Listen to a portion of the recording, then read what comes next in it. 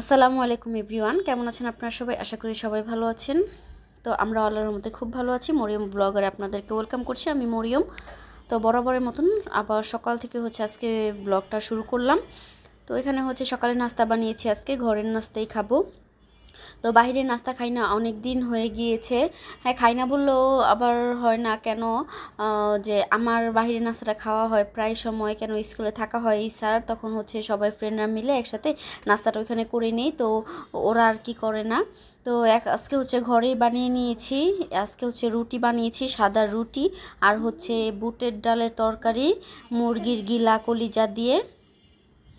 তো আমরা প্রায় সময় হয় কি, অনেকগুলো করে মুরগি আনা হলে ওই গিলা কলিজাগুলো রেখে দেওয়া হয়। তারপর ওইটা দিয়ে একদিন তরকারি রান্না করে ফেলে, যেমন বুটের ডাল দিয়ে বা ভুনা করা হয়। তো বুটের ডাল দিয়ে রান্না করলে এরকম রুটি দিয়ে সকালবেলা নাস্তাটা হয়ে যায়। তো আমার অনেক ভালো লাগে এই নাস্তাটা, আমরা সবাই পছন্দ করি। তো ঈসা এটা অতটা পছন্দ করে না, বুটগুলাকে উনি বাদাম বলে। তো যার কারণে এখন খেতে খেতে অভ্যাস হয়ে যাচ্ছে। তো আমার ভিডিওটা সবাই একটা লাইক দিয়ে দেখা শুরু করবেন। আশা করি সবাই চ্যানেলটা সাবস্ক্রাইব করে দিবেন। আর গিয়ে সবাই বেশি বেশি করে চ্যানেলটা শেয়ার করে দিবেন। তো সবাই আমরা যদি সবাই সবার পাশে থাকি, এভাবে কিন্তু আমাদের গ্রো করতে সময় লাগে না, তাই না? তো এখানে টিকা বানানো হচ্ছে, গরুর গোশত দিয়ে টিকা বানানো হচ্ছিল। তো এখানে অনেকগুলো পেঁয়াজ বেরেস্তা করা হয়েছে। তো বেরেস্তাগুলোকে আমি এখন ক্রাশ করব। এইসব কাজগুলো করতে কিন্তু ভালোই লাগে না, বসে বসে এইসব কাজ করতে ভালোই লাগে। তো আমি বেরেস্তাগুলো বেরেস্তাগুলো ক্রাশ করতেছি, মাখাবো। তারপরে ওইখানে খালা বেটে দিয়েছে গোস্ত আর মানে টিকার যে মশলাটা, ওটা বেটে দিয়েছে। তো এটা আমরা এখন বসে বসে সবাই মিলে বানাবো। সবাই বলতে আমি ভাবি, সরি, সবাই বলতে আমি, ভাবি আর আম্মুই বানাবো। আর এই টিকাগুলো যে কি পরিমাণ, মানে 10 মিনিট সময় লেগেছে আমাদের। কয়টা 10 মিনিট নাকি আরও কম হবে সময় লেগেছে আমাদের। কতটা হবে এখানে, 70টা টিকার মতন। তো বানাতে আমাদের অনেক কম সময় লেগেছে, তাড়াতাড়ি করে বানিয়ে ফেলেছি। আর এখানে এখন গোস্তটাকে মাখাচ্ছিলাম, যেটা বাটা মশলাটা, এটা এত বেশি হার্ড ছিল। তারপরে ডিম দেওয়ার পরে এটা নরম হয়েছে। তো এই তো আমি এখানে এটাকে মেখে নিচ্ছি ভালো মতো।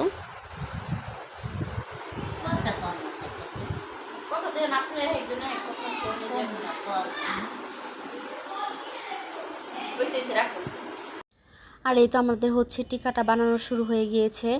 আর এখানে আম্মু গোলা করে দিচ্ছিল, আর আমরা শেপ দিচ্ছিলাম। এই তো এই যে প্লেটের মধ্যে আম্মু সব এক সাইজ করে রাখতেছে। কেন, এক হাতে বানালে হয় কি, মানে একটা সাইজেরই হয়। আর 2-3 জনের হাতে করতে গেলে দেখা গেছে এক এক সাইজের হবে। তো এই কারণে আম্মুকে বলেছি আম্মু যাতে গোলটা করে দেয়।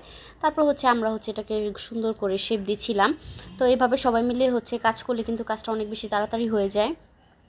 তো আমি আর ভাবি আম্মু বসেছিলাম। তো সব থেকে বেশি আমিই বানিয়েছি টিকাগুলো। কেন, বাচ্চারা কান্না করতেছিল। তো এই কারণে আমার একটু তাড়াও ছিল। এই কারণে আমি তাড়াতাড়ি করে একটু বানিয়ে নিয়েছি। এই তো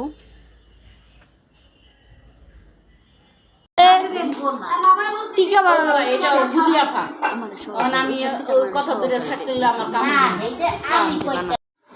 তো আলহামদুলিল্লাহ সবগুলো বানানো শেষ হলো। তো এখন এগুলো ফ্রোজেন করা হবে। ফ্রোজেন করে বাটিতে বাটিতে রেখে দেওয়া হবে। আর আজকে কিছু ভাজা হবে, আরও কিছু রাখা হয়েছে ফ্রিজে, আর কিছু আজকে ভেজে খাওয়ার জন্য রেখেছে। এই তো শেষ আজকের জন্য বানানোগুলো। তো এখানে কিছু কাবাব আমি ভেজে নিচ্ছি।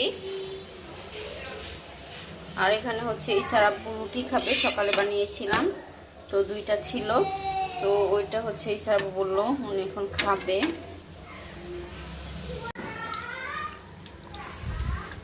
কাবাব ভাজার সময় একটা সমস্যা হয় কি,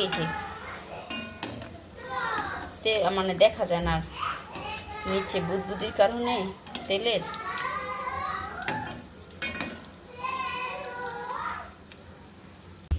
আর এই তো এখানে গিলা কলিজাটা একটু গরম করে নিই। আর এখানে কাবাবটা তুলে নিলাম ভেজে। অনেক বেশি টেস্ট হয়েছে।